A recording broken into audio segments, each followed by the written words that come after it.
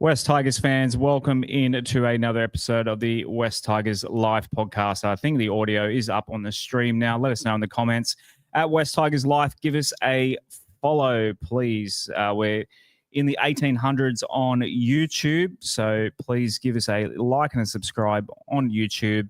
And the TikTok's in the 800s, I believe.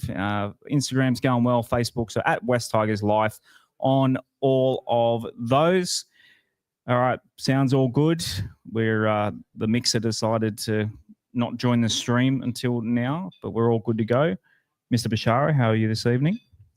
I'm okay, Josh. It's been a bit of a rough week, but yeah, I'll get through it. I don't know if I should mention it or I should mention it, but I probably should say it. I lost someone very close to me Sunday night. That's about all I'm going to say. Sorry. No. Thoughts and love to the Bashara family. Well, obviously, yeah, you were going through that, put on a brave face to come along and watch the West Tigers get the win with us here at the Orange Grove Hotel. If you haven't seen it yet, our reactions, I put highlights on the TikTok and on the socials. Aaron Thompson, how good was that win against the Drags? And how good has it been at the Orange Grove? What is it, 3 wins for us at the Orange Grove now? Or 4? Yeah. I'm losing count of all our wins. There's too many wins. Yeah, it's something we're not really used to, isn't it? Yeah, g'day, Josh. G'day, Rob. Condolences to the Bashara family. Yeah, so we've beaten the Eels here. We've beaten the Dolphins here. We've lost to the Broncos. We've beaten the Dragons. Was there another one? Oh, the Knights. We beat the Knights as well. So, yeah. We're 4 out of 5. 4 out of 5 at the OG. Yeah, that's lucky. It's a lucky. Pretty good record. Who was the loss? The Broncos. Okay, that was a heavy one. Yeah, it was definitely the outlier. 4 out of mate. If you said we were going to win 4 out of 5 road games at the start of the season, I would have taken that. So I mean, we started the season winning our first 2 away games in general, and then, losing our first 2 home games, or the first 3 home games even. Oh well, see, we can make it. What'll be 4 out of 5 if we can beat the 5 out of 6. 4 out of 5, 4 yeah. Out of 5, 4 out of 5 at the OG. One from one at Leichhardt. Yep, absolutely. That is true. We probably can claim Leichhardt as well because we did broadcast here on the Sunday night. We did afterwards. So we're 5 out of 6. I'm going to maintain that because of that Leichhardt win, our first home game of the season needs to be at Leichhardt every year, just because it seems to be a bit of a good luck charm. Yep, for sure. If you haven't caught it yet, and I know a few thousand of you have, the coach's review with Adele is going gangbusters. People are getting constant messages and everything. People are absolutely loving it. And obviously, when you talk about a win with Adele, Rob, it's much more fun. Even though I would say his composure between a loss and a win is very composed. Obviously, he's a coach, so he kind of looks at everything in a very analytical sort of way. But at the end of the day, he's a passionate West Tigers fan as well, and he's absolutely killing it on those reviews on Sunday night. His calmness is a bit like how he describes Alex Twal. It's pretty much always at the same level. But it was actually lucky that Adele couldn't do Sunday night last week, because otherwise I wouldn't have been able to do a podcast, unfortunately, on Sunday night. But he needed to do it early Sunday morning, so we got it out of the way at 9 o'clock and finished by 10, so you could keep your wife happy. And the listeners got to get something out really early. But, considering the game finished so late Saturday and we got out at 9 o'clock in the morning, I was pretty happy with it. Yeah, I left Adele picking apart a rugby league game to 4-year-olds running around at a kid's birthday party. Yeah, that's my life at the moment. Will be another interesting one this weekend, with the game being on Sunday and Sunday itself being Mother's Day. Yeah, shout outs to all the mothers out there. Women in league round as well. That was good timing. That has to be not a coincidence that they've made Mother's Day Women in League round. Maybe. That wouldn't have been an accident, sure. It's a strange one, though, because normally Women in League round has been considerably later in the season, in the 20s. Bring back the pink jerseys, too. All right, let's talk about the 34-28 win over the Dragons. Yeah, we were here. We were quite... Look, I was pretty confident going into this one. I put not like a little bit of money in a multi with into a certain basketball team to win a certain game. Both teams got up. It's been a good week for me. That was the game 6, not the game 7, wasn't it? Yeah. Yeah. Those games. Yeah, we did lose. You had no, a game 5. 1. No, it was game 5. Game 5. Game 5. Because we lost game 6. So I had that into Tigers getting a win. I was pretty confident in our boys getting it done. But the Dragons came out pretty Fired up. fired up. I mean, they dropped the ball. We were blowing up. And by the time we weren't finished blowing up about a drop ball, Rob, they scored their first try. Yeah, they scored, and it was a bit of a difficult start. I mean, from the get-go, like I still think Terrell May was our best forward on the night, but Terrell looked a bit flat. And the play the ball before it that Adele mentions on Sunday, you saw Moses Suli run over the top of Terrell May before King Togia sets up that try for Egan. Look, we fought back really well. We bounced back, and I think we dominated most of that first half. And, we'll obviously get onto what happened at halftime because, as I said during our live broadcast, things like that don't happen to us. It was so unusual. We're normally the ones gifting opposition teams tries, not the other way around. Yep. Ultimately, guys, I was just happy we got the win. It's not often that the West Tigers don't play their best football and win a game. Yep. And we've got a team now that just wants to win. I think we're a good team. There's still obviously a lot of improvement. The attack in the first half was great. That was very promising. And, when I think of what that can look like later in the year, it excites me greatly. But the defence and the first up contact, as Adele mentioned again on Sunday, I don't want to keep referencing Adele. Go listen to Sunday's podcast. But he was right. The first contact was awful. A lot of good scramble defence. We had a couple of players that, one in particular that wasn't doing a good job and got hooked. Surprisingly, his name this week, which I shudder to think if he actually does start, that'd be a bit of an issue. But yeah, no, look, just a good win, and more than anything, just relieved to get the win and go into Melbourne. But I don't want to go into Melbourne thinking, it's Melbourne and let's just have a conservative loss and all that. I can promise you, Jerome Luai isn't going down there to have a conservative loss. He's a winner. Well, he beat Melbourne last start. Yeah, and he had a great game the other night too. Just a really good win all round, boys. Happy to get the win, and makes the rest of your week a little bit better. Knowing that we've got a good team to follow this year.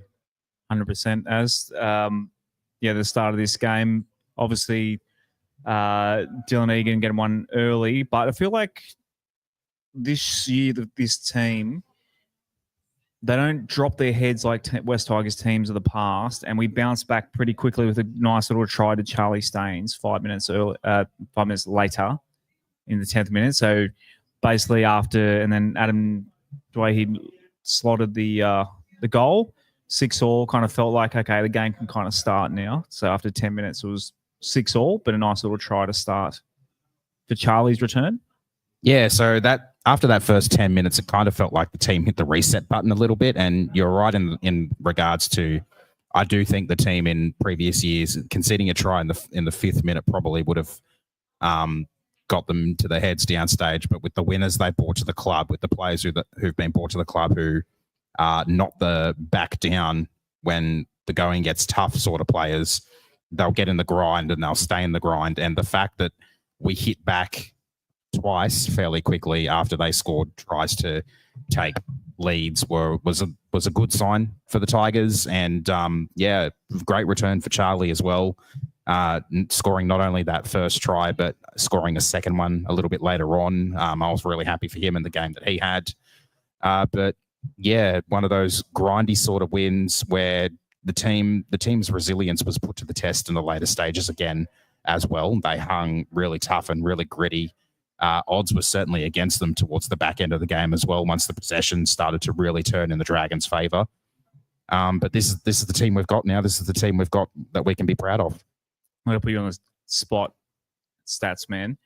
How many games this year have we scored the first try? Do you know that off the top of your head? Round 1, yes. Round 2, yes. Round 3, no. Round 4, who was round 4? Round 4 was the Wars. Oh, I don't remember that one. Round 5, no. Round 6. The Wars scored first. The Wars scored first in round 4. Yes, and Broncos scored first in round 5. Round 6, Para scored first. No. Round 6, we scored first because that was the 9th. Para, we got Para. Round 7, Para scored first. Round 8, who was round 8? Round 8 was I'm having a mental blank on who we played. Well, Literally, oh, that's right, the Sharkies. Yes, we Sharkies. scored first against the Sharkies, Yeah. so I think that's 5 out of 9. it's about 50-50. Okay. So should have calculated then. Did that correspond with the win? I feel like they're actually No, because Not. It's Knights we lost in round Yeah, 1. We it's scored almost the first, and opposite. yeah. we almost need to concede a try first. Well, round 2 to we wake up and round 2 we scored the first 6 tries, and then Para fans were like, last score wins because they scored right in the That's right. last minute. But Yep. I mean, we still beat them by 26. So As my microphone keeps going flaccid. Rob, You're going to do the Mick Jagger, are you? I've been struggling to maintain a straight face and my train of thought because they are blue too. That's why I don't move this thing around. I Blue lean likes to be forward. stiff, but anyway. Sudhir Taruva's try in the 20th minute. No, they scored Valentine Holmes. Freaking Valentine Holmes. Look, I had him in my multi. I knew every time we play Valentine Holmes, we get the good Valentine Holmes, especially since the debacle up in North Queensland that we know is robbed, essentially. But, yeah, do you remember, I think you remember, Rob, who leaked that try to Valentine Holmes, which was a good try, to be fair. I hate to say it. I still think it's, contrary to what Adele said, I still think it's Taruva's fault more than Naden's there. I think Naden had to do the right thing and hold his ground for the winger coming inside. And I think Taruva just tripped over a little bit and off he went down the sideline. And, Dream tried to tackle him, and he did tackle him ultimately, but he got over the try line and he was too good. Too much momentum. there are 2 players that seem to grow a third leg when they play against the Tigers, aren't they? Valentine Holmes and Dan Gagai. I reckon you can name Or a third one, There's Mitchell Moses. plenty of them. Yeah, I think there's a lot of them. It feels like that way. Yeah, we always, between him, Gagai, like you said, Mitch Moses. Mitch Mitch Moses will run for 20 metres in a game. Adam Reynolds, I feel like always kills us.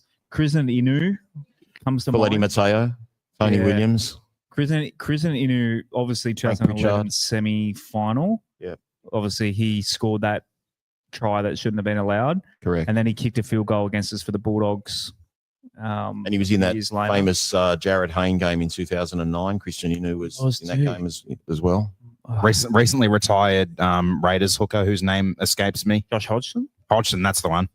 Yeah. He played well against us? Did he? Often. Doesn't come off the top remember of my head. 2018 or something, or I think it was. He came back from an ACL injury against us in the middle of the season, started off the bench. Game was pretty close at first, but once he came on, he absolutely destroyed Mark us. Gasnier, that's a good one. Benjamin Barrett. Freaking Gasnier always carved us up down the edges. Can't stand that big jaw mofo. That was a good one. Daniel Chupo is another one. We could make it 17, I reckon. Most of the Roosters. Yeah. And we have come last a few years in a row, so there's plenty of teams that do like score. Yeah, but Mark Gasnier is even in our prime making the finals time, he was annoying. Yeah, he actually had a hat trick a few times and a couple of doubles. Yeah. Very hard to stop. I don't know much about the Mark Gasnier era, so I can't really comment on that one. You've been spared. He was just, I mean, he was a good player. He played for Australia and New South He had a Wales. great but- right foot set. He's so good. Yeah, but he And he had that giddly flick about him too. He could offload. they'd always bring up the stat of how many tries he scored against us when he played against us. Greg's son in the YouTube comments there says Thurston, but I disagree. I disagree with that because he was never able to beat us in Sydney. Yeah, that's the opposite. He's got the opposite. He's got the Tigers curse against him. So, right, Taruva's try in the 20th minute. Again, we lock it up with a nice try to Sunia. Yeah, once again, hitting back fairly quickly after they scored. I mean, and we weren't making the conversion attempts easy for Adam, but yeah, great try for Taruva. Another great conversion by Adam locks us up at 12-all. 12-10. But close enough. Adam missed that one, did he? Hey? Adam missed that one, did he? That one, No, they missed a goal. Oh, they missed the goal. Yeah, They missed the goal. Valentine's home didn't convert his own He try. hooked it. That's right. Charlie Staines got another one with a pretty soft effort from Tyrell Sloan. That was a pretty poor effort by Sloan. It was a nice catch by you. I saw a Dragons fan complaining about the offside. You did. I thought it was offside live. Someone tried to send me a picture that said it looked different. I don't know. I think you've got to have both feet on side. But again, we get the worst decisions against us all the time. I'm happy to take decisions that go our way for a change. But yeah, looking at it live, I didn't think he was onside, but they've checked it and they've got all the technology. So if they say it's a try, who am I to judge Thank you, Casey. all those miles away? But it was a beautiful work from Adam to, I think he popped it on to Samuel. Yeah, it was a little chip kick from Jerome too. Yeah, it's just little plays like that. Look, if he's onside or offside aside, the fact that, and Shane was saying it, in terms of contesting kicks, I feel like we're catching more of them. We just seem to be making those little 1% plays that other teams usually do to us and putting ourselves into positions to score tries more often. And now we've got wingers. Charlie Staines he's always been a good finisher. He's getting the opportunity. Obviously, Chiruva has been unreal finishing as well. There's just something. I know we've been clunky, but obviously the Adam Dwayne try was, you can call RC as well, but we seem to be getting more of those lucky tries come our way. But I think we're kind of making our own luck, if that makes sense. There's a stock standard phrase you hear all the time: the harder you work, the luckier you get. And we are working hard. There's all the extra effort areas that we need to do, we're doing. And if you're competing on every play, you'll get things like that. You'll get that drop ball from Sewer, and you're going to talk about obviously soon, and Buller picking it up. Those sort of things, as we said, they don't happen to us normally, but we're working so hard. You might only get that advantage 1 in 20 tries, but if you keep working on it, that's what will happen. So you do get rewarded for doing all that. In saying that, the Jerome Buller try was just pure arse and no class from the Dragons. I've heard a few pods and stuff talking about that, because arguably one of the craziest tries in NRL history. I've been watching footy for 30 years. I don't remember. I remember a lot of people effing up over the try line, but to run 100, obviously everyone talks about George Burgess in that famous game. I was at that one where Luke Brooks ran the other way, and Burgess somehow kept one little finger on the ball, apparently, which meant that they won and not us. But yeah, as this stuff doesn't happen to West Tigers, the luck like that. And I saw a Dragons fan say, well, mathematically, if you work it out, then if we score that try, then we win by 12. And I'm like, well, you've never heard of, he's never heard of sliding doors before. Not necessarily. Everything, yeah, not necessarily, because everything leading after that changes. But how nuts. And the reaction to that, our live reaction to that is on the socials. If you want to check it out on the Talk and Instagram, but we went nuts. Yeah, we did. Because you could see from our reaction when we were watching it, we knew it was over.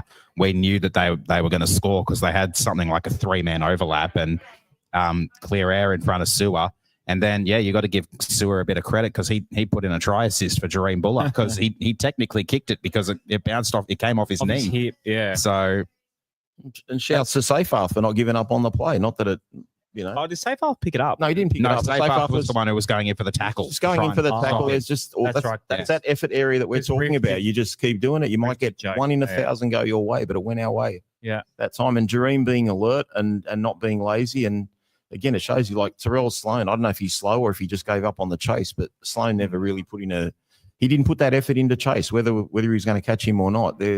We're just a different team this year, boys. Great heads up play by all involved, really, 100%. Except for Sewer. Sorry to reference basketball again, but it's the same thing when someone shoots in basketball, and rather than just letting them shoot, at the very least, put one hand in front of them. It can be enough to kind of change the play. And Riff, our man in Miami, who's our Seyfarth fan club leader, he joked in the comments when we were watching it live, saying that he shat himself when he saw Seyfarth, but he's not.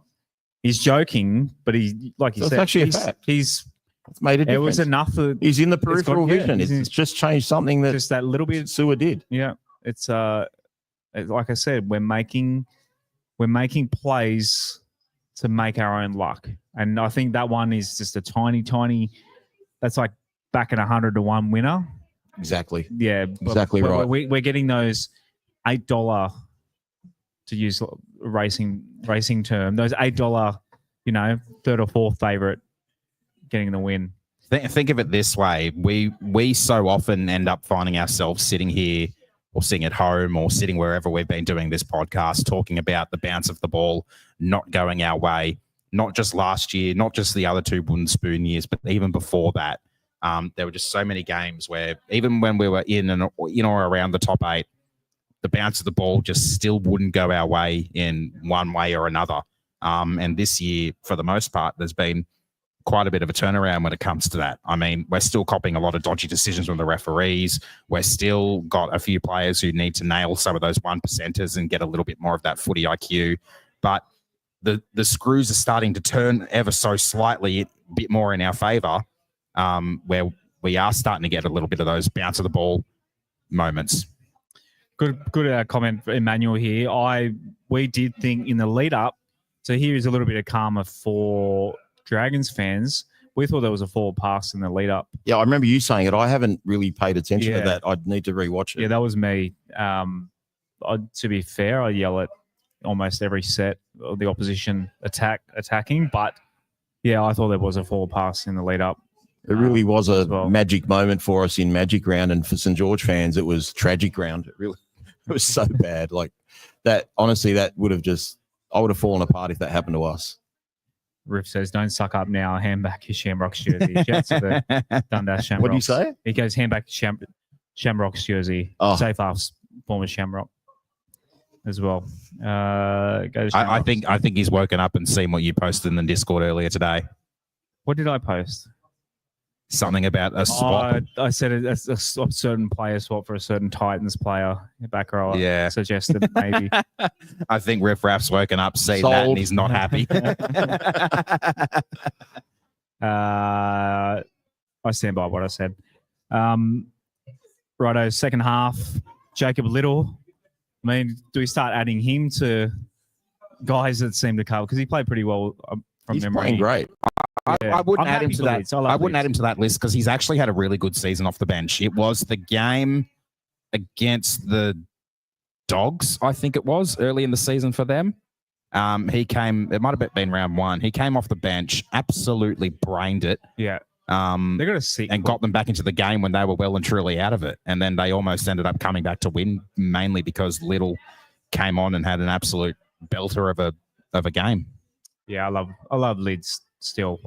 He's playing well under Flanagan. I'm happy for him. He's playing well under Flanagan. He's fitter. He's had an injury-free run.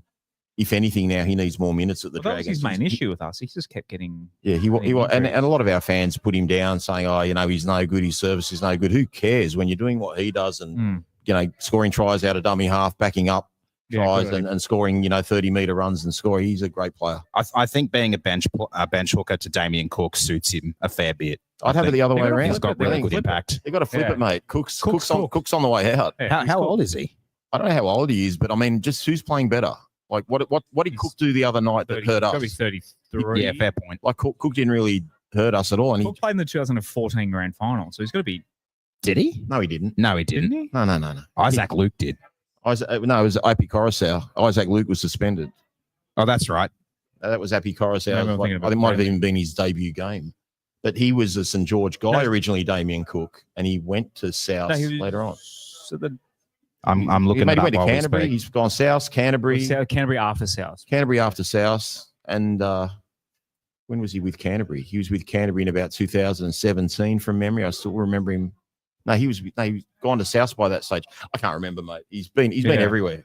He's been everywhere, man. Unfortunately, he's played centre for New South Wales when we've had an injury which didn't go down too well. He's 33. He's going to be 34 next month. Yeah, and as a 37-year-old, his knees, I can attest, his body must be hurting this stage of his career. So enough about St. George. Yeah, enough about them. Look, in terms of they're probably my least hated team, the Dragons. I've never really met a Dragons fan I don't like. And I can't say that about basically any other Sydney club. You have to say that because of your mate J-Benz, don't you? I mean, yeah, one of my best mates is a Dragons fan. He can be a bit of an idiot. We've got a friend now who's the CEO, Tim Watford.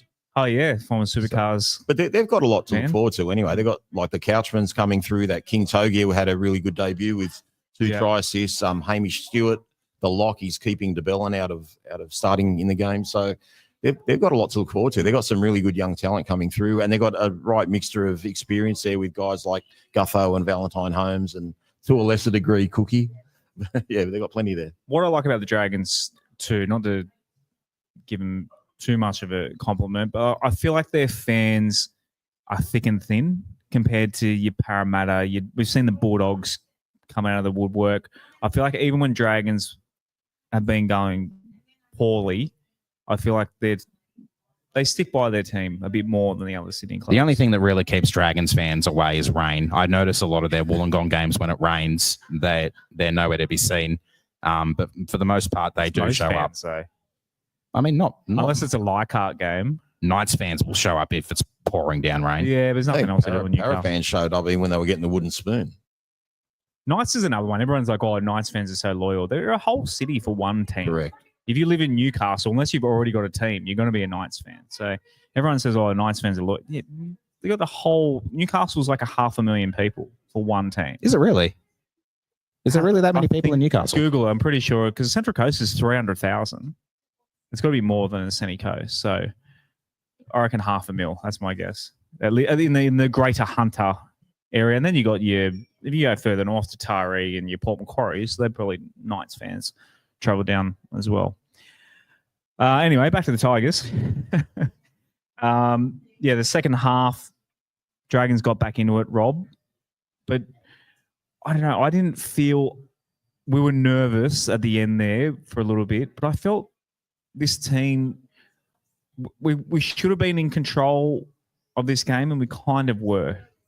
Am I remembering it wrong? Have I got rose? No. There are a couple of key moments. One of the bad ones was when we were up 26-10. Jerome Luai put a grubber kick where we got 6 again. Lockie Galvin tried to pass the ball off the ground, and the Dragons got away 20 or 30 metres. And then from that moment, they seemed to have the run of the play till they got to 26-22. We regained a little bit of ascendancy. We kicked that penalty goal to get to 28-22, and then there was a bit of toing and froing. And like you said, Adams' try was a lucky try, but again, like that whole lead-up play was really good. Jerome gets the ball, straightens up the attack. It ends up getting out to Adam, who doesn't have much to work with, but because he's got such great rugby league IQ, he puts that little grubber kick into the corner and says, I was going to say a rude term there, but he sort of said to Gutho. No, I won't say it in Arabic, but he said to Gutho, like, well, here you go, mate. You want to pick it up and get smashed and go into touch, or let's roll the dice. What's your decision? And Gutho played chicken and thought, well, I'm not going to grab it, and it just ricocheted off both him and Staines, and Adam picked it up, improved his angle, and got the conversion as well. Lily and Emmanuel were saying 200K for Newcastle, but is that the whole Hunter? Look at the whole Hunter. I Googled the whole Hunter. Yeah. Greater Hunter or Hunter region, 2021 census, it was 682,000. Yeah. And is expected to reach over 1 million by 2031. Yeah, and you can't, you go to 30,000 stadium to fill 600,000 people. Where are those figures from? The census. ABS. Okay. It was a census, wasn't it? Yeah. Yeah. Just making sure it's not from when is the government Wikipedia, as long as it's not from the Newcastle Jets. That's Newcastle all. Jets. Because we know how those blokes fudge up membership figures and stuff like that. So don't want to go down that path. Well played, sir. Well played. Thank you.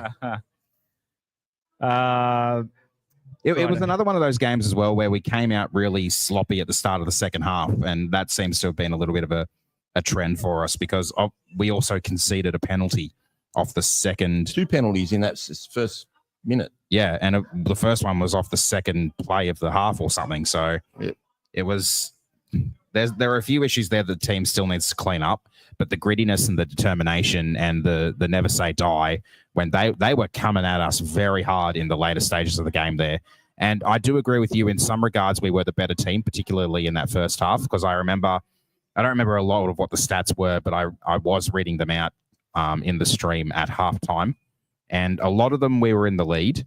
The one that ended up very firmly against us by the end of the game was the line breaks. But even then at halftime, we weren't that far behind in that category. So it was a game where And I do remember saying during halftime as well, I said to the stream, we have to be careful because these stats, like the possession and stuff like that, will turn around against us in the second half, and we have to be ready for that. Because I think at halftime, I don't remember exactly, but we might have had something like 53, 54% possession, somewhere around there. And I was very concerned that in the second half things would turn, and they did in fact turn, because I think the Dragons ended up with more possession in the end, even if it was ever so slightly. All right, should we do Benji's press conference? Anything else to put a lid on the game itself? No, let's do it. Thought he had a lot of plays tonight, Dream. I don't know if you guys seen our camp. We did a camp in the preseason, and Dream was one of the guys who sort of stood up and showed leadership throughout it and showed resilience. And that's why we signed him to a long-term deal. Like, he's a great player. We love the bloke he is off the field, but plays like tonight, even when he took that bomb and almost scored, like that again would have changed the game again. Righto. Benji talking about Dream Buller. I mean, how good a season. A lot of people were talking about last year as Dream had a bit of the second year syndrome, but I mean, it turns out he was hurt, but this year he's fully fit. He's absolutely firing. He's been incredible this year. Yeah, he had a little bit of a rusty start this year, but that would probably be back to the injury as well. And he might have triggered that injury a little bit when he made that massive attempt to run however many Ks it was in that preseason doco of the Army camp that we saw. So yeah, sloppy start to the year, but he's come on in leaps and bounds since then. And he's been one of the best players on the field most weeks since, I'd say, about 4 or 5 weeks ago. And he's absolutely killing it, and I can't wait to see how he continues to grow and develop. And I think Adele might have been the one who said this. I don't remember if it was Adele, but he's still got a little bit more to learn in regards to communicating from the back and organising the defensive line and things like that. But once he does nail those things, he's going to be a fairly formidable player. Our scramble defense has been pretty good this year, but I guess in terms of, yeah, there must be an improvement somewhere. Some earlier games, you question where he was positionally, especially off kicks and stuff like that. But I keep saying it, he's our best player. He's certainly our most dangerous player, but he's our best player. I won't say he's our most important player, but he's our best player. Yeah. The Broncos are really the only team we've played so far that have capitalised on some of his lapses in where he needs to be. Adam Reynolds had an absolute field day, putting some kicks behind where he should have been but wasn't. That only makes him better for it, though. So it's good that they do show him up. I mean, it's the way he's going. It's the best way for him to learn. Exactly. I thought he was our best player. What he brought in 10, scored a couple of tries. That's what he does. And, yeah, that's about it. Yeah. Well, it's tough. We lost Stafford to a neck injury late during the week, and we had to make a late shuffle and bring Staines into the 22 after Fatape had a funeral that he had to go to, and we couldn't bring him into the team. So, yeah, the depth got tested, but yeah, Staines did a good job for us. Rob, before when we were watching the game, you said before the game, Charlie Staines hasn't played for a while and he doesn't ever seem to score too many tries for us. Came out, scored a double. He was, considering that he's been away for so long, he did his job so well. I was shocked. I was absolutely shocked by it. A lot of times we've seen over the last couple of years, Charlie heading for the try line and putting the handbrake up, ripping the handbrake for want of a better term, and not really trusting himself in finishing it. And obviously he's only played a game or two in New South Wales Cup before this. I was extremely worried about how he's going to perform. He was one of our best players. It was so good to see him finish really well. I also think it's not a surprise that when Charlie's been playing in teams in previous years with us where we've had 5 or 6 good players, he's in a team now where there's 9 or 10 really good players. Yeah. And I think the more talent Charlie's got around him, he did at Penrith, then it's going to make him look a better player as well. But it's a really great thing because we know our first 2 wingers are going to be Taruva and Skelton. And I think he's certainly jumped the pecking order now above Naden in terms of being a winger. And if ever we're to have any of those other 2 blokes out, we're not going to be unhappy putting Charlie Staines in, knowing that he can finish like that. And don't forget, too, he's played mostly right wing for us. Doesn't play much left wing for us as well. So he was excellent, absolutely excellent. Thrilled with his performance. Really happy for him too, because whether he's had a good game or a bad game, Josh, he's always given it his all. You know, to the point where I did have the Charlie Saints fan club going at one stage. It lasted a whole 7 days because I put the moz on him. But I really like him. He's got a good personality about him, a good nature, and he's an asset to our club. Has been a good country boys like yourself, Dawson Stainsey. Yeah, I thought he was great. I was really happy for him as well. I wanted him to go out there and have a bit of a belter, and he was able to. He put a little bit of the criticism about him to the side, I think, and I honestly thought that he was on the outer at the club because we hadn't seen him in so long and hadn't heard anything about any particular reasons why, but it turns out he might have copped a bit of an injury early in the season in New South Wales Cup and then just wasn't seen since then. And obviously this game being his first game back, and he definitely put himself up in the pecking order, like Rob said. And I hope he does get a little bit more of a run, especially in the meantime now while Skelton is still out. I'm expecting Skelton to probably be out until maybe about the bye. So he might come back after the bye. So that does give Charlie 2 weeks to try and press his case a little bit more. All right, another clip from Benji. Can go this year. Yeah, my belief's never wavered. Like, I've had belief in the squad. The guys have brought in, added a lot to our team. This guy's been our best player for the last 3 years and still going. Like, there's a lot to like about our team. And what I like the most is they've set standards for themselves from the start of preseason that they're prepared to live by. And tonight, we didn't live by those standards. Can go this year. Yeah, my belief's never wavered. Like, I've had belief in the squad. The guys have brought in, added a lot to our team.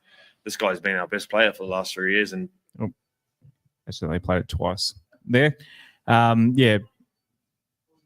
talking about setting the standards there. We obviously, I think Az mentioned the preseason camp earlier, or you did. Someone, Az mentioned it earlier. But yeah, the standards are definitely being set this high. You obviously mentioned Api Coruscant, who for years tried to set the standards, but like you said, we've gone from a few good players to several great players, and they're setting the standards right now.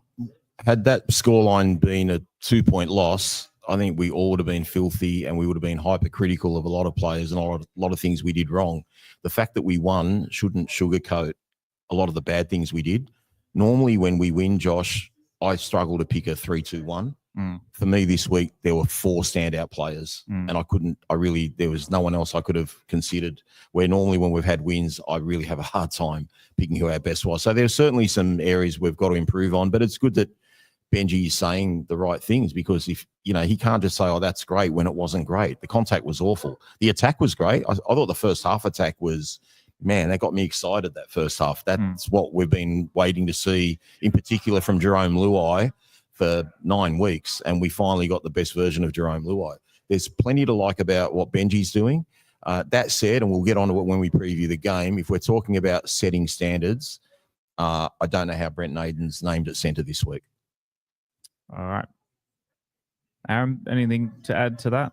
I think one of the most important parts that shows Benji's growth in a short time as a coach as well is how he said he wasn't happy with the win and how he was critical of the fact that there was a lot more we could have done or a lot we could have done better.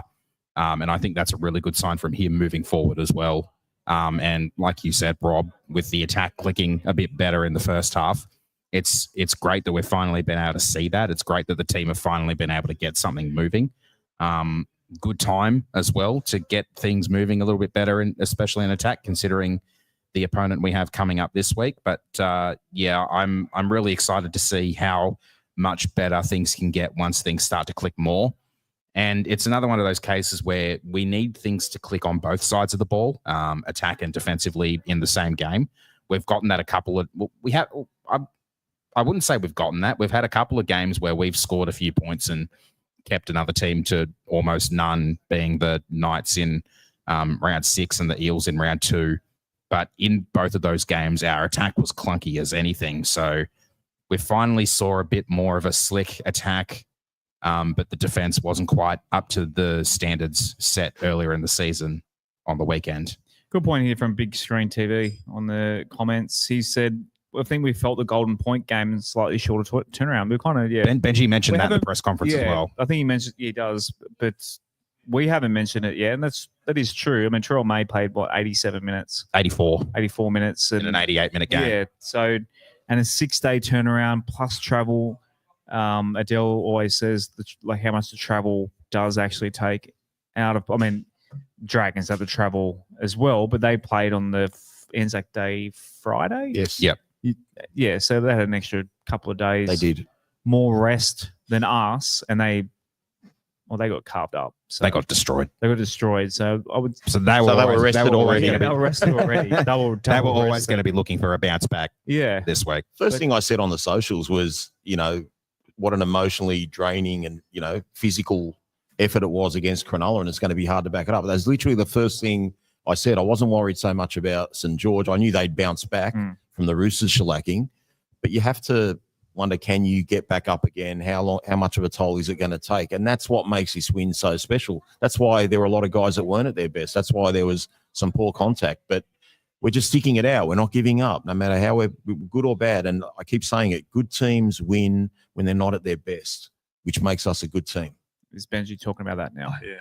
I don't really want to talk about it, to be honest. A little bit angry and happy at the same time because he should have scored, to be fair. And then for Dream to pick it up and just keep playing. You got to make your own luck sometimes. And I don't want to sound like I'm negative about winning, but there's just so many things we can do better. Just with that in mind, do you just park it and just try to forget about it? No, you can't park it. You got to just win and learn from it, and take away the things that we can do better and learn from that. And then we're going to go play Melbourne and Melbourne next week. That's probably one of the toughest tasks in rugby league at the moment with the team they got. So we got to regroup, celebrate the win tonight, move on to next week, and get ready to play again. Yeah, Benji, we've kind of already talked about it already, Rob, but Benji not being happy despite a win, it's a different time, isn't it? I mean, how many times in previous years were we like, we put up a good fight. We lost, but we put up a good fight. I prefer not playing the best and winning. Winning is much more fun. He's happy we won, but at the same time, he's keeping everyone accountable. And he's keeping everyone focused on next week and who we've got to play. And he's basically said, in layman's terms, we got away with one because we played poorly, but we got the result. Let's move on and let's be better next week. And that's what we're going to be. And we've got a big test next week. And they're beatable. Canberra showed they're beatable. Yeah, he said, we've got to play Melbourne in Melbourne next week, which is one of the toughest tasks in rugby league. And he said that before Melbourne lost. And Melbourne, after a loss at home, celebrating a couple of milestones, it doesn't get too much tougher. they don't lose many milestone games, but let's look at it. We've just praised our team for backing up on a 6-day turnaround from a Golden Point win. Exactly. Melbourne are backing up from a Golden Point loss in some really poor circumstances where Liero and Udika Manu had some absolute howlers and threw the game away from them. So there's going to be a little bit of pressure on those two players if they end up starting potentially a bit of animosity too. And they're backing up. They've played extra minutes and they've come back from travel, and we've had one extra day's rest. So if we're at our best, we can give it a good shot. All right, before we get to our player ratings with all the sound issues at the start, we've got to talk about our friends at iChoice. Of course. Rob, Jason over there at Strathfield, if you're looking to refinance a home or buy a car, give Jason a call. Give him a follow on the socials too. I think it's at iChoice on their socials as well. They're on the Instagram. Jason does heaps of good does newsletters and he's got some cracking videos on his socials. They go for anything from 30 seconds to a minute and a half, and you learn so much from listening to it. So better than us doing an ad for him, just listen to it yourself. Yep. So if you need a home, and obviously he's a Tigers fan as well, so we'll talk about Tigers memorabilia. And he was at the Cronulla game a couple of weeks ago. Give him a call on 9743 0000. All right. I'll have to send my brother to him. He's got potentially looking for a loan for a car now. So get him on the no brainer. Player ratings time. So thank you to everyone who's submitted their player ratings via the Google form. Keep an eye out on Sunday afternoon or Sunday evening after we play the Storm. I'll drop the next one for Sunday. That's what I say. Saturday. I think you said Saturday. No, I thought I said Sunday. I had Sunday in my I don't head. know. Maybe I Mother's misheard Day. you. Mother's Day. Now, boys. You just expected me. You probably just expected me to get it wrong. I expected me to get it wrong too, but I think I got it right. All right, player ratings. Benji Marshall 7.7. Dream Baller 8.6. Sunia Taruva. For those that don't know, this is the average. So for all the people, everyone rated each player 1 to 10. And these are the average scores amongst all those. So Dream Buller 8.6, Sunia Taruva 8.1, Adam Dewey 7.6, Brent Naden 5.2, Charlie Staines 8.4 in the halves, Lockie Galvin only 6.5, Jerome Luai 8.4, Terrell May 8.6. He's not in the nines this week. Api Coruscant 7.7, Vanil Bolle 7.4, Samuel Afenu 7.8, Alex Seyfarth only 6.8. Alex Twall 7.4, Talon Da Silva 6.4, Royce Hunt 6.7, Jack Bird 6.7, Sione Fanu 7.2. So another win this week, but pretty much across the board. Lower averages than last week. Numbers are significantly down for the boys this week. But any of those take your eye? Let us know in the comments. Yeah, guys, what you think of those numbers. But Yeah, I think a lot of those are pretty good. I mean, I find it interesting that out of all of our starting players, the lowest score being, other than Brent Naden, who got subbed out injured, Lockie Galvin being the lowest scoring out of the starters is interesting to me because he had a solid game too, I thought.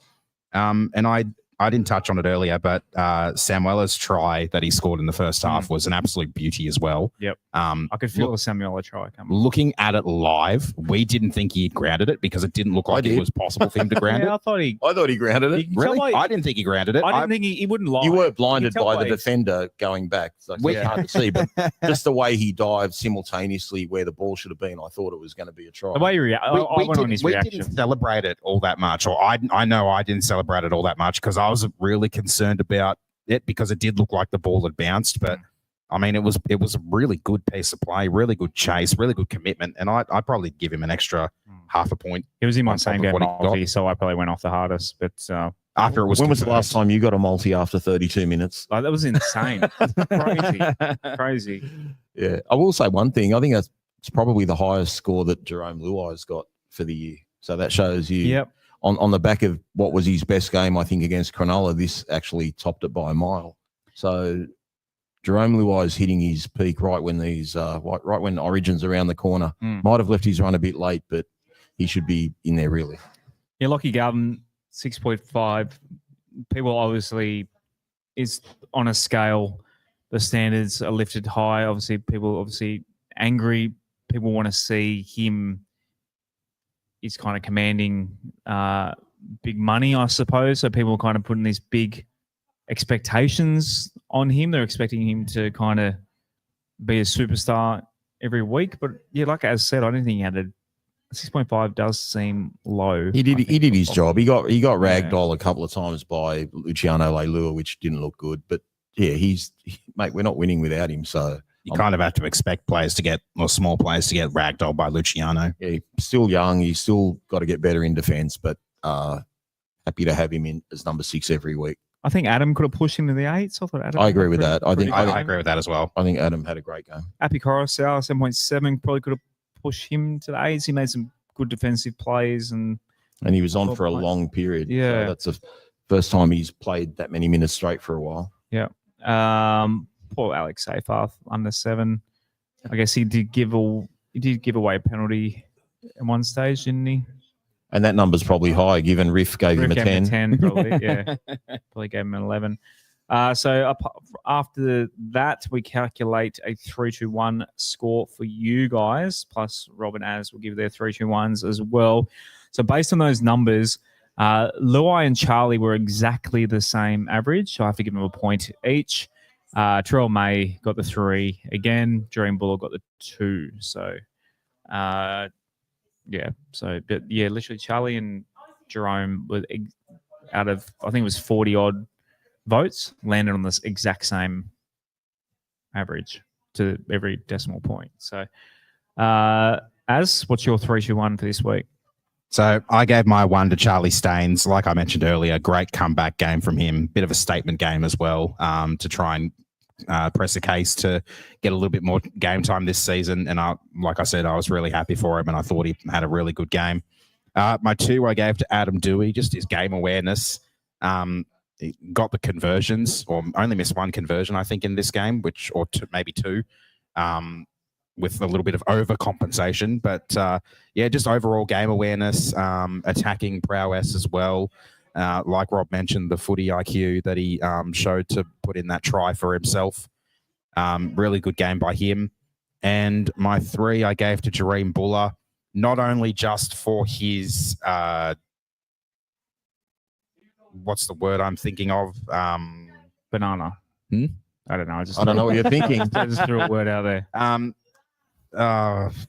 Something to describe what he did to awareness. That's the word that wasn't coming to me. I thought Not we were just- play charades for a minute there. Not just for his awareness to go and score that 105-meter try, but overall throughout the game, I thought he was really solid. He started to look like he was getting a little bit better, directing the defensive line. Had to make a lot more work. Had to do a lot more work defensively than normal. He made 11 tackles and only missed 1, which for a fullback is quite a lot, considering a fullback doesn't see that many. But obviously, when the Dragons are making 12 line breaks, your fullback's going to have to do a lot of work. But a lot of last-ditch defense from him as well that really kept us in the game towards the back end as well. So was really happy for him and his game too. RB? I had the same 3 players, but firstly, I just want to say again that Terrell May was our best forward, but it's actually a relief not to have him in my 3-2-1s this week. That shows you how good the team is going. Is this the first time you haven't had him in your 3-2-1? I think it's the first time this year that I haven't had him in my 3-2-1s. Jerome Luai had his best game for the club, but as Jerome Luai does and puts the team first, I'm going to put the team first and leave him as a comfortable 4th place. So I'm going to go 1 point for Charlie Staines because I might not get that opportunity again for a while. I thought he was sensational, finished off his tries really well, didn't miss a beat. It was like he'd been playing first grade all year. So well done to Charlie Staines. My 2 points went to Jareem Buller, who easily I could have given the man of the match to. He certainly had a lot more involvement than Adam. He's the classiest player in our team. He's so good. And Adam Dwayne, I just love seeing what he's doing now. I still think Stafford Toa is a more damaging centre and has got that more penetration about his game. But Adam didn't miss a beat, even though his stats don't look sensational. Just on the eye, he was magnificent. So really happy to give one of my favourite players 3 points this week. So well done, Adam. Good on you, Adam. So, yeah, Jareem Buller edged a little bit closer in the totals to Terrell May. Terrell May's on 53, Dream's on 32. Fanua Bole stuck on 22. Galman on 8, Star and Appy on 7, and Adam moves up with Chiruva and Skelton to 6, and then a few trailing behind, and finally, got to use Jerome Luai. Jerome Luai wasn't in this graphic yet. I had to add him to it this week because I think he's going to start featuring a little bit more regularly now. Yeah. Your best rants for the week, including 2 that have won a $20 voucher to the Orange Grove Hotel. Cam B said 99 out of 100, we lose that game. We did just about everything wrong, but we still got the win. It just feels different this year. Buller is an absolute champion, and he's the anchor to the spine we need. The team vibe is exceptional, and the Fox interviews after the game, especially from Tito, truly reflects the culture and camaraderie Benji has built. I did miss the post game. I wanted to give Taruva a bonus on an honorary point just for that interview because we had to listen to that in the car on the way back. And it was class. Well, not class, but it was funny. Yeah, he's a cool cat. Clayton said, incredible team effort again. Same story of disjointed looking attack and somehow outscoring the opposition. If our attack on the opposition 20 can improve, we're a top 8 side. I finally have faith that we can compete with most teams because we are playing for 80 minutes each week. Just need to tune up our sets. Perhaps in the second half disjointed. I don't think the first half was disjointed at all. Josh Robbins said, grateful to get the win, but the second half was the Tigers of old, doing everything to lose the game. Boys need to learn how to play out a game, dropping the ball again and again, inviting pressure, which we struggle to deal with. Unfortunately for us, it doesn't seem like Naden is up the first grade standard. I personally was a huge fan of Benji's presser, not being happy with the performance, showing everyone that we aren't the club anymore who'll just accept us getting wins and that he expects us to win the way a top 8 team would win and continue to stick to our processes and standards we have set as a club. He imagines is a top 8 side. And I think I added an extra one this week. My slide moves on. Nope, doesn't want to. Do you need to find the winners or? No, it's coming. It's coming. That's what she said. Doesn't want to come up. Computer's waiting for that. Computer's killing me tonight. Story of your life. Yeah, if you want to read your comment of the week. Oh, I've got it. Who's Jared? Yeah, Jared's. Who Want picked me to Jared? read it? Yeah, is that you? Okay, yeah. Wow, who would have thought this club would be in the 8 after 9 rounds? Hats off to Benji for such a turnaround. We have a group of guys that bust their asses off and scramble in defence as a team each week. It's a shame Galvin has decided to leave, but I feel he's the one that will regret his decision in the future. Go you Tigers. Thank you, Jared. So slide into our DMs on the socials or podcast at westlife.com on their email, and we'll leave your $20 voucher at the Orange Grove Hotel for you to come and enjoy. Same for as you picked Ben. You want to read out Ben's rant this week? All right. Ben said, I've got the best idea. I'm planning to open up my own cardiology center exclusively for Tigers supporters. We don't know what easy wins are, but my God, I love this team. The heart, the resilience, spirit, just unbelievable. Rob will need to start up the Charlie Staines fan club in the Discord again. Up the fucking Tigers. And he's also included my little bit of a reply in there as well, where I said, we need that cardiology clinic. Oh, you wrote that. I wrote that Right. part. That's why I put it down a little bit. It was Right. separate. I thought it was part of it. It's a few years too late, let me tell you. Because I remember one of the things I was talking about in the last stages of the game when we were streaming our reactions to it. You called us back, Josh, after full time because they were challenging Yeah. whatever it was they were challenging, and we were like, well, Soft whistle. it's still not over. This could still be heart attack material. We were all stressed out of our minds. I'm only 32 years old and I've already got grey hair and I've had them for the last 5 or 6 years. And I'm blaming it all on the Tigers, honestly. So, Yep. A cardiology clinic 6-7 years ago, exclusively for Tigers fans. Yeah, that would have been nice. Righto. Let's move on to the Storm game, 2 p.m. on Sunday. Again, happy Mother's Day. All the mothers out there, as you got the team list ready to go. Yeah, traveling down to Melbourne. I've got it on the ticker there if you want to read it. It'll probably go a little bit too quick for me on the ticker Too quick. potentially. So Ticker is too quick for your ticker. yeah, probably. So I'm just pulling it up now. All right. So starting with the Tigers, fullback is Jareem Buller. The wingers are Sinia Taruva and Charlie Staines. Adam Dewey and Brent Naden are in the centres, with Lachlan Galvin and Jerome Luai in the halves. Terrell May and Fanua Bole are the starting front rowers, with Appy Coruscant at hooker. Samuela Fainu, Alex Seyfarth are the second rowers, with Alex Twal at lock. The bench is Talon De Silva, Royce Hunt, Jack Bird, and Sione Fainu. Tony Sukar is 18th man. In the reserves, we have Heath Mason, Solomona Fa'atape, Josh Felity, and Tristan Hope. So I was just reading, someone said that YouTube keeps freezing, but that might be just them. For those who are tuning in on the YouTube, you will get it. If you want to listen to it if you're listening to it now on the YouTube, you can go to the podcast apps and the sound quality is slightly better if you're having freezing issues on the YouTube, but I think it's going all right from our end. That might be just your internet connection, not our internet connection. It's the first meeting, but anyway, Rob, thoughts on the West Tigers? Well, it's an unnamed, unchanged side, I should say. Again, really surprised about Naden. That said, we have got Fata'ape and Folletti on an extended bench, so I'm hoping there's a change there. Again, I said it on Sunday, but it seems to me Naden can't defend at centre anymore. There's too much space for him. He gets beaten too easily. He can certainly do a job on the wing. That said, I don't think Charlie's going to be playing in the centres either, so it's a real interesting one. Maybe Benji's playing ducks and drakes, which he normally doesn't do. So if Naden's in the team, I'm not confident. if we name someone else, and even Fata Ape, who has some defensive deficiencies, I think we're a really big chance of winning. I want to see us win. I don't think we're scared of anyone anymore. We need to attack this game differently to how we attacked the Brisbane game. I thought against Brisbane, we tried our hardest, but deep down we didn't believe we were going to win. We need to believe we're going to win this week. We need to go do it. Melbourne are vulnerable. I know they get up for milestone games, but we can do it. We can. We've done it before. As the Melbourne Storm team list. All right. So their fullback is Ryan Pappenhausen. Sua Farlongo and Xavier Coates are their wingers, with Grant Anderson and Nick Meaney in the centres. Cameron Munster and Jerome Hughes are the halves.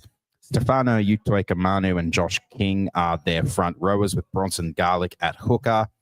This one's probably the one that hurts Josh the most. It's his man crush, Sean Blaw and Eliesa Katoa in the second row, with Trent Liero at lock. Tyron Wishart, Alec McDonald, Tui Kamikamitha, and Joe Chan are their bench. Atavalu Lazati is 18th man. Their reserves are Lazarus Varlepu, Kane Bradley, Keegan Russell Smith, and the big fella, Nelson Asofa Solomona. Oh, he's still there, is he? Yeah, he's played a little bit for North Sydney. Yeah. In recent times, because that's their new partnership with reserve grade now. No Harry Grant. That's good. He's still not back yet. Jerome Hughes' shoulder. So he got a bit of a stinger against the Raiders. Is potential concern there, but sounds like he's sweet. I mean, I don't know who they've got. It's a shame we didn't get him Friday. I know they've got Wishart, who they played at halfback against St George a few weeks ago, but that really didn't work out very well. They might have someone else on the extended. Kane Bradley. No, he's an outside back. He's former Tiger. Yeah. Lazati maybe then. Maybe it's Lazati. I don't know. Just maybe click on Lazati, see if what he comes it's up definitely as. not a Sofa Solomona. Yeah. I'll see if nope, Lazati's a second rower. So looking at his profile. Yeah, you're right. They would put a half. Varlepu's a prop. Yeah, so obviously Wishart's the cover. Yeah. Hopefully that becomes the case.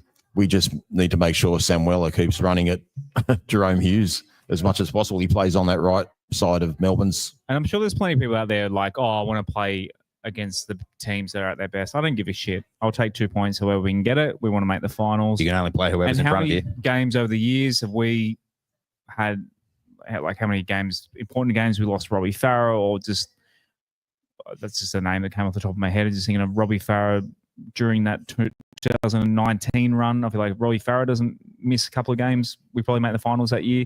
Everyone has injury concerns, and if it's more them, then it's more than us. I'd rather Melbourne are at full strength this week than have Latrell play fullback for South next week. I'm just saying when Latrell's on, he's on. Sure. But there's Melbourne players there that we can handle. I mean, he's got a chance to cop some more charges this week. Yeah, let's hope so. Righto. Yeah, as any thoughts on the Storm players? Pappenhausen looking pretty good this year. Yeah, Pappenhausen, he's one of those players you feel very bad for every time he gets injured, because it's just happened so often. He's one of those players that deserves to have a really good injury-free run, which so far this year he's been doing, and he's been absolutely crushing it. Their spine is the most dangerous spine in the competition. Even at this stage, without Harry Grant at number 9, I think they've still probably got the best spine in the competition. That's just how good those other three guys are. Especially when they're on the top of their game. So they are dangerous to watch. I'd be surprised to not see a Sofa Solomona come into the team at some point as well. From all reports, he came out of his game in reserve grade last week fairly unscathed, and I think their team is better when he's in it, although he is a bit of a liability in some regards, especially when it comes to knocking out his own teammates or breaking their jaws or things of that nature. But I mean, they've got threats all around the park. You look at their team; they're not full of superstars. They've got 4 or 5 or 6 superstars, and then they've got other blokes just around them that just do their job. Yep. And that's probably to do with a lot of the coaching from Craig Bellamy. Like, he's gotten the absolute best out of Sean Blaw. We've seen Sean Blaw play better at the Storm than he did for the Tigers, and for a big period of time at the Tigers, he was one of our better players and one of our hardest working as well. So he's come on in leaps and bounds down there, and it's just that system. and what they're able to do. But it seems like one of the very few cases of it not really working out all that well for certain players moving from other clubs to the Storm. Let's talk about the elephant. Yeah, the elephant in the room. Stefano, first game against the West Tigers. He obviously essentially lost the game. I think it's a fair statement to say he basically lost the game for him with that offensive penalty in Golden Point the other night against the Raiders. And it wasn't his only one too. He offense penalties with possession 2 or 3 times. He did it in the first half when I think the Storm were up either 10-0 or 12-0 as well, which was so stupid. So he obviously got torn apart by the coach after it. Is Steph the type of player that you think will fire up and bounce back, or is he someone Yes. that will go? You think so? I think so. I think The question is, will he fire up too much? yeah, I hope so. And I'd be, for want of a better term, uses all his energy. I was going to say another term, uses all his energy in the first 15, 20 minutes, and there's not much left, and then we can take advantage of some of those You're going to say inside blow balls. his load or something? Yeah, I was going to say something like that. Yeah. I think the Melbourne centres, just like we have had in the past, there's some weaknesses there. Grant Anderson is certainly a great attacking player, but you saw he basically did the waltz with Matthew Timoko on Sunday night for the last 10 metres when Timoko scored his try. So we can definitely get him out wide. I got this bloke that I do a podcast with on a Sunday that's a Mad Tiger supporter. Name again. I won't mention his name again, but he sent me a message saying this is the most important game in the last 10 years for our club and that we're going to win 13 plus. So 13 plus. he said we're going to win 13 plus. That is confidence. He did say we'd beat the Sharks after we lost to. And he did say that when Melbourne you don't worry, like when Melbourne do their thing, they're a level above all the rest of the team. So I don't know what he's smoking or drinking tonight, but I love it. I absolutely love it, Adele. So thanks for your message. And by the way, he did send me a message to Aaron Lasati that you looked up. He's Christian Pio's boyfriend, who Christian extended with our women's team last week for a few more years. So that's her partner. Oh, wow. Okay, Yeah. there you go. There you go. Lucky the Storm don't have a women's side. Yet. Do you reckon they? Maybe she can That'd be attract one him to of the come up here. last. He's a damaging. I actually saw the try that he scored last year against North Queensland. He looks like he's got a lot of talent. I think, Josh, the reason why the NRL is adding so many teams so quickly to the NRLW is because by the time their next TV rights deal comes around, they want it to be a full competition or as close to a full competition as possible. So I think that's why they've been rushing it a little bit. But that would mean like 2028. Penrith seems a no-brainer. I mean, Penrith and the Rabbits are teams that have been putting their bids in most the last few times, and they haven't been accepted. I think Manly as well. Manly have finally got teams in the junior grade, so the Tasha Gale and the Lisa Fiola. So I think that was a big step for them. So I have a feeling like 2 of those 3 Sydney teams will be added next time teams get added. But yeah, it's a little bit of a sidetrack there. Right, let's do our tips for the other games for the round. How hard is this week, by the way? Yeah, definitely. This is tough. Very, very tough week. If you use your joker this week, if you got a comp where you got a joker I haven't. and you do well, you really make some inroads into the comp. Righto, first game, Dolphins and Para. Roberto, you gone Finns? I've gone Finns. I found out Benji's brother he's not going to play, which does make a little bit of a difference, but I'm not sure if it's me wanting, I know the Finns have got a better attack, but I also hate Parramatta given all the Galvin stuff as well. So that might be clouding my judgment a little bit, but I think the Dolphins have certainly got enough points to win the game in them. They've just got to man up and tackle a little bit. That's how my 4-year-old tips. He refuses to tip Parramatta because we hate Parramatta. Love it. In the household. Not that I don't know where he got that from, but he refuses to tip Parramatta. I probably got it from you. We lost a subscriber because you said right. subscribe if you love the Tigers or hate Para. Then we lost a couple of Para supporters. We went from 1,800 to 17.99. Literally after I made that post. So I said it might have been James Galvin. Maybe. Withdrew. Maybe. Shout out James. Hi James. Listening. As Yeah, I Eels. think. I went Eels because of home. That's the only Who do you reason. go for, Aaron? Yeah, I went Parramatta as well. I didn't want to, but I do think they at home, they might just have enough. The Dolphins didn't really put up much of a fight, really, in Magic Round, where they were one of the teams I thought were a pretty good bet to win. And the Eels, despite losing, put up a pretty good fight against the Sharks. And I mean, that's one of the interesting things about this season. This year, in the space of just a few weeks, you've had Tigers lose to Eels, Sharks lose to Tigers, Sharks beat Eels. yeah, and Sharks, Yeah, that's and what I Sharks mean. beat Eels. They made Like, someone made a little perfect circle. triangle. Yeah. The Fisherman Baskets triangle. Fisherman's.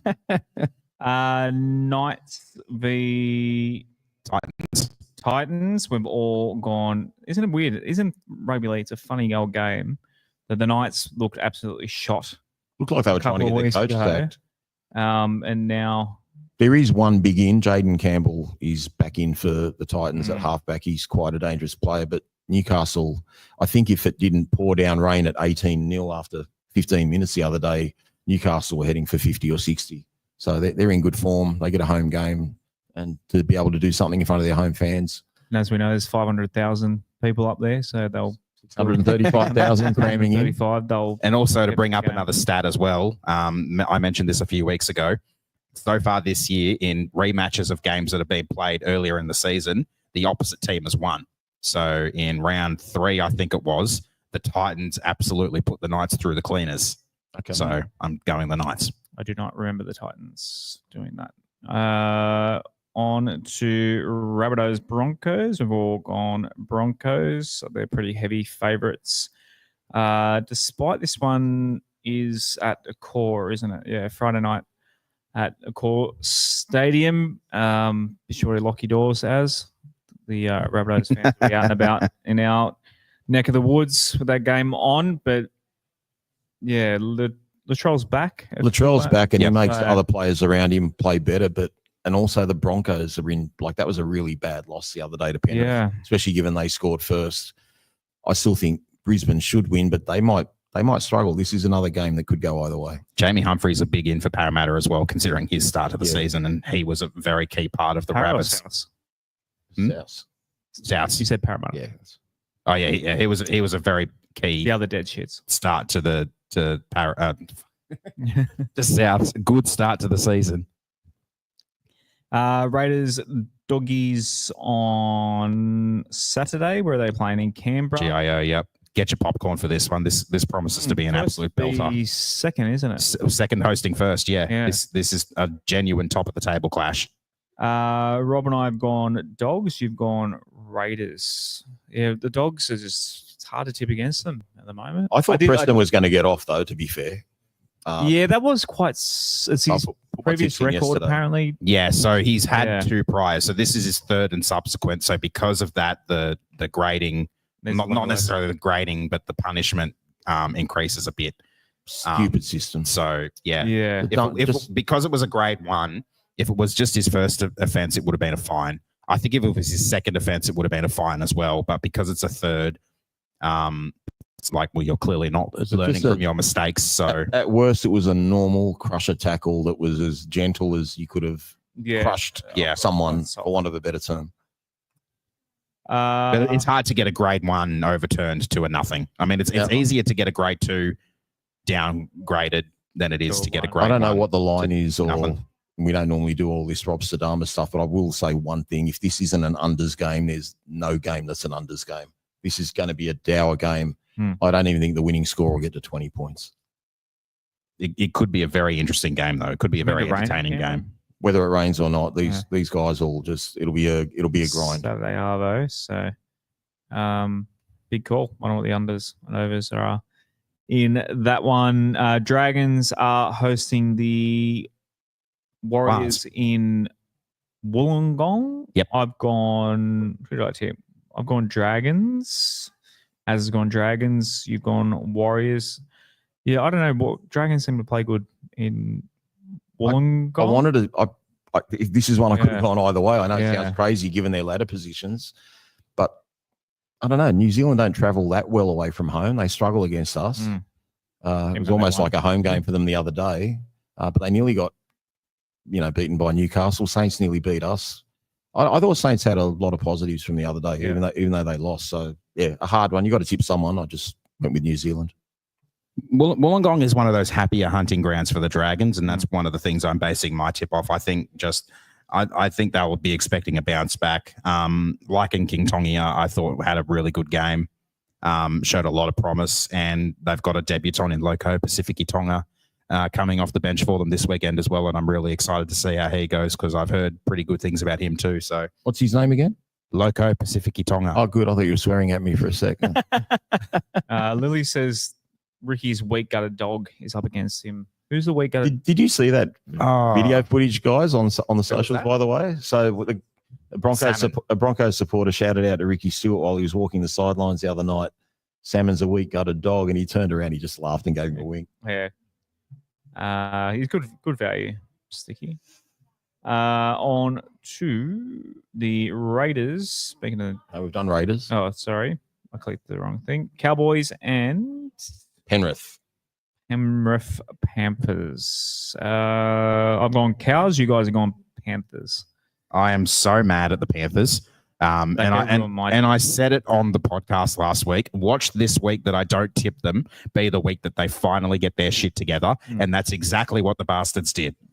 They put the Broncos through the cleaners, and I was so ticked off because it's like it was the first week I've tipped against the Panthers, and it was the week they finally decided to put 2 and 2 together and actually turn up and remember how they used to play in their 4 years of dominance. So I'm really mad at them. But I've tipped them this week because it looks like they finally found what's working for them. And once again, this is another rematch of a game earlier in the season where the Cowboys beat them. So I think everyone's overreacting. I think they've got their shit together. And if they're genuine finals contenders, which sounds crazy given they've won 4 comps in a row, but given the Origins coming up, given they're going to lose To'o, Cleary, Yo, whoever else I'm forgetting. Possibly Martin. Definitely Martin, actually. Martin will be there as well. They need to win these games while they got their players. Lugano was in the centre last week as well. Yeah, they got rid of that hog. What was that hog's name that never passed the ball to Jenkins every week? Casey McLean. Yeah, that's right. It just shows you don't have to be a superstar centre. Just don't be greedy. Pass the ball, mate. Very talented player. He's just such a hog. The next one, I hope we're all wrong on this one. We've all gone against for the Melbourne Storm. Obviously, yeah, very... My tip's changing if Naden doesn't start. If I find out at 1 o'clock that Naden's out while I'm at lunch, my tip is getting changed and the Tigers are going to beat the Storm. This is just a really tough game in general for us with so many things going against us. Obviously, they had the 200 gamers last week, but obviously it was a home game away from home for them. So Pappenhausen and Katoa will be celebrated for their milestones this weekend. Not only that, but their record in day games when the sun's been out this year is impeccable.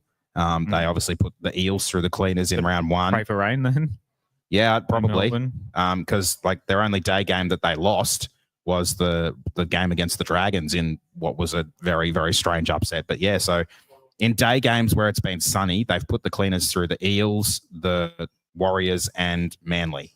So... And then obviously they're coming off a loss too at home. So the deck is clearly stacked against us this week. Them losing to the Raiders on the weekend was literally the worst result possible for us. No, it's better for us. Yeah, I think they're down on confidence. Let's kick the boot in while they're down. And by the way, it would have been a good stat to try and look up because I don't know it either. When was the last time the West Tigers won 2 games in a row the same time that Melbourne Storm lost 2 games in a row? You're probably going to go back over a decade to find that. Like when we've won 2 in a row, the salary cap. When did they lose 2 in a row in the same 2 weeks? When they weren't actually no, 2018. But why? When we beat them. Yeah, so you don't have that off the top of your head, surely. Yeah, so there we go.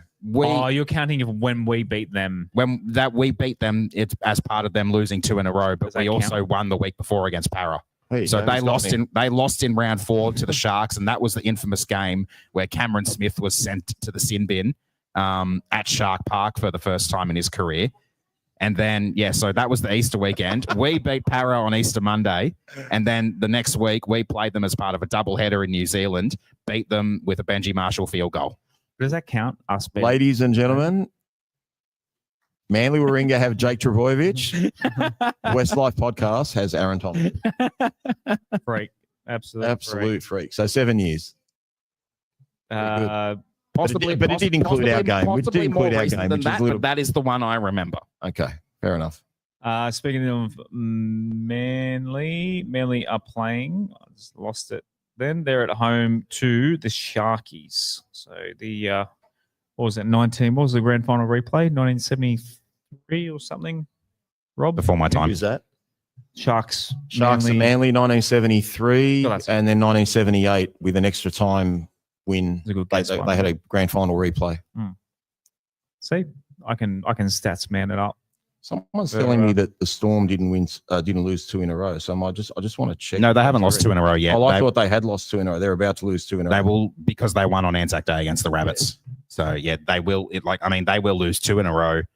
And if they do lose 2 in a row, we'll have won 3 in a row for the first time since 2018 as well. Thanks for pointing that out to me. Go fix your driver off the golf tee. It's all right. That's just a message. The person that sent me that. In saying all that, we all tip Manly. Yeah. That's a big call too, because Cronulla are playing well. Cronulla are playing well. They couldn't beat us, but New South Wales Cup, the Magpies went down 60-26 against the Dragons last week. They are playing the Panthers in Tamworth. I believe it's a triple header. It's like a New South Wales Cup half magic round. I heard or Ben something. Elias saying something about it on 360, but I kind of zoned out. Yeah, so there's a few games at Scully Park. The Magpies are a part of that, playing against the Panthers in Jersey Flegg. God, my slides are slow tonight. The slides are calling it quits. That's a hint. StreamYard's just been an absolute dick to me tonight. What are you looking up anyway? Jersey Flegg score. Jersey Flegg results. Yep. Give me a couple of seconds. Yeah, a couple of seconds. Slide's not working. We'll go to Statsman and I'll look it up. Jersey Flegg isn't on the NRL app. All right, he'll look it up. You do your stats, man. All right, Someone tell us in the comments. Did you said you put the slide in? On your slide, your special slide. I do have. Well, that's another. Let's see if that slide works. My slide's just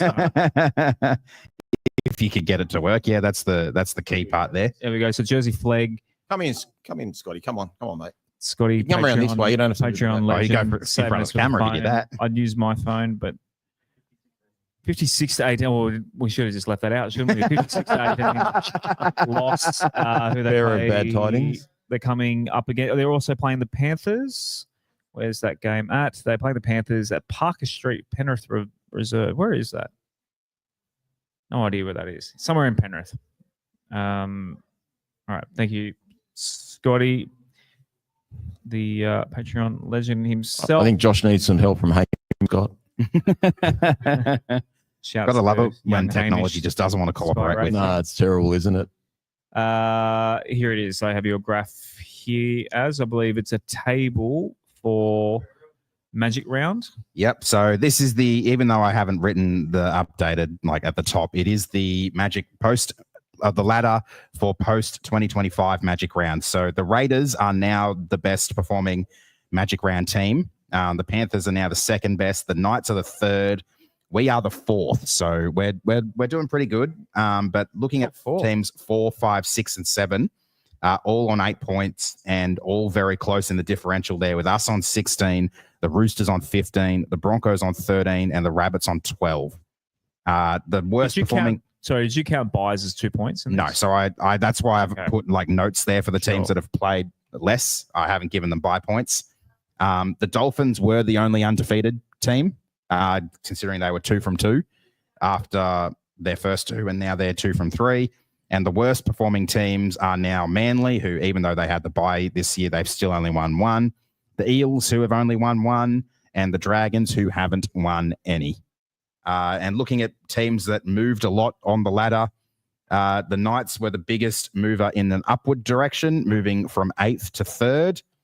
The Roosters also moved up from 9th to 5th. And looking at down movers, the Rabbits were first. They've fallen down to 7th. The Broncos were second, and they've fallen down to 6th. The Storm were 4th, and they've fallen down to 8th as well. So it's obviously not many magic rounds, but it is nice to be top 4 in something. Righto, show's just about done. Shouts to our Patreon legends, including our ones joining us here at Orange Grove. Please do join us at Orange Grove on Sunday afternoon. Bring your mums along for Mother's Day. Have a feed, have a skewy at the Orange Grove. Patreon.com/WestsLife. If you want to join these legends here, these legends to my right in the Discord. He's actually pulled out now. He's got to fly back because he'll be involved with the game that Ezra Mam is playing in. So he's needed for the feeder club, and they play at the same time as the West Tigers at 2 p.m. Coach has got to coach. So he said he's going to watch the game when he gets home, and then we'll do the Adele pod later that night. So we'll still get to hear from him Sunday night. All right, Sunday night, the Adele pod will happen. We'll get recorded, so keep an ear out for that one late Sunday night or early Monday morning. Next week's show might not be Wednesday, depending. That's up to you. Yeah, I've got to work that out with. I do have a day job. People might be surprised that this isn't my full-time gig, as professional and free of mistakes this podcast is.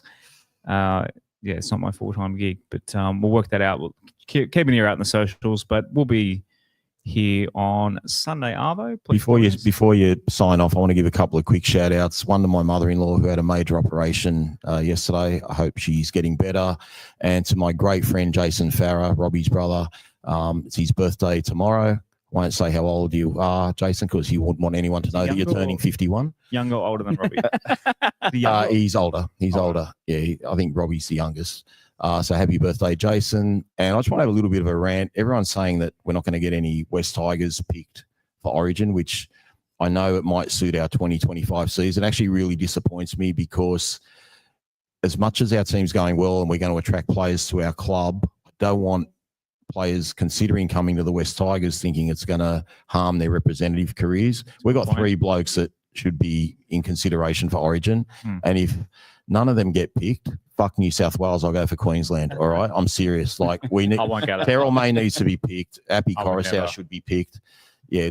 And, obviously the incumbent 5'8", Jerome Luai, who is, you can see by what he brings to our culture, what he would do to Origin culture.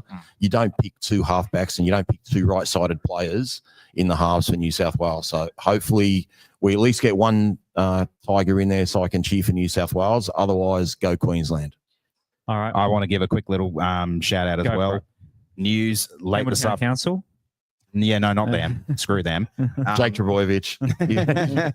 The news late this afternoon about the sudden retirement of Paul Momirovski, just an ex-Tigers player who didn't quite get to hit the heights of his career, but saddened to hear the news. I think after he left us, he went to Penrith after. Yeah. So we traded him to the Storm. He went everywhere. Yeah, we traded him to the Storm. He came to us from the Roosters. We traded him to the Storm. He went from the Storm to Penrith. He won a comp. So he won 2 comps in 2 years at the Storm and then Penrith. Yep. And then I think they shipped him off to the Super League. He won one of the Roosters too, didn't he? Yeah, before he came to us. Yeah, but he played in the preliminary semi-final that year, but didn't play the grand final. When they didn't enter the grand final. Did a solid job for us. But he was just one of those players that unfortunately he never really got to hit the heights that he probably deserved to. So, and as I said to you guys in the Discord chat, it was just a friendly reminder of how terrible our administration was under Justin Pascoe. They lent us Harry Grant to develop his career, and they've played 2 grand finals since he returned. We lent them Paul Momirovski. We got him back and shipped him off to Penrith, and he won a premiership there, having just won one with Melbourne. So we didn't get anything out of that swap, and it's absolute chalk and cheese between Justin Pascoe and Shane Richardson. We love you, Richo. Definitely love you, Richard. As always. Just a quick little good luck to Paul with whatever comes next, and hope Good on you, Paul. whatever you do next is fulfilling. All right, let's record the Patreon only episode. But to everyone else, we'll see you Sunday at the Orange Grove Hotel, as always. Go the Tigers. Thanks for listening to another episode of the West Tigers Life podcast. You can join us every Wednesday night live at 8:30 p.m. from the Orange Grove Hotel. A big thank you to Orange Grove Hotel for their support, as well as iChoice Home Loans. If you want to hear more from the West Tigers Life podcast, go to westtigers.com.au. That'll be our link tree, and you'll find links to all our social media, and you can sign up at our Patreon at patreon.com/WestLife. Join us next time on West Tigers Life.